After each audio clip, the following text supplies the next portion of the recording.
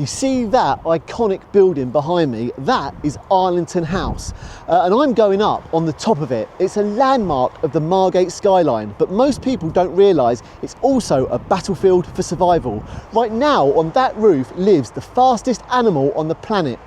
In the wild, Peregrine Falcons seek out the highest, most inaccessible sea cliffs, but in our modern world, they find our high-rise buildings like this 18-storey brutalist tower built in 1963 just as attractive.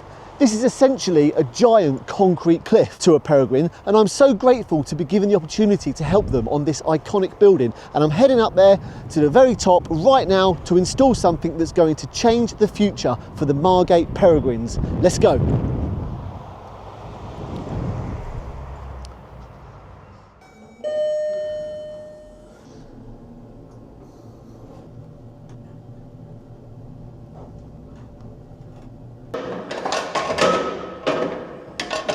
Right, I'm just in the plant room on the top and I'm about to go outside onto the roof of Arlington House. Look, I'm up here.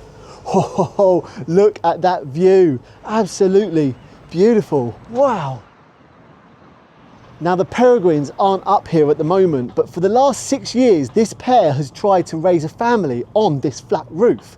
And the odds have been against them. Without a proper gravelly, rocky nest spot, their eggs simply roll away, get flooded and chilled by the rain, or taken by predators. It's been a cycle of failure that stops today.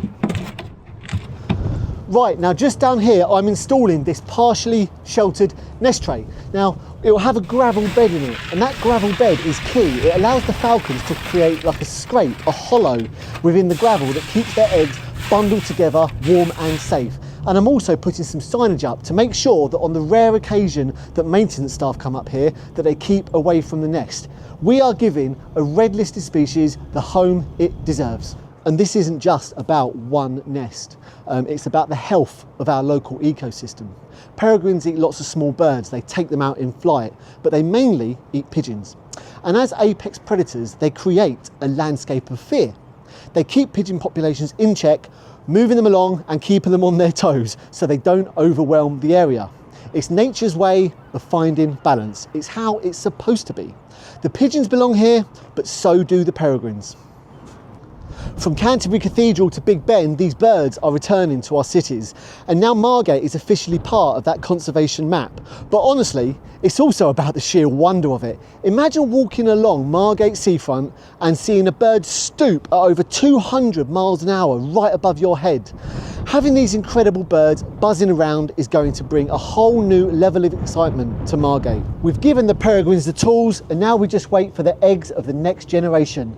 Get wild.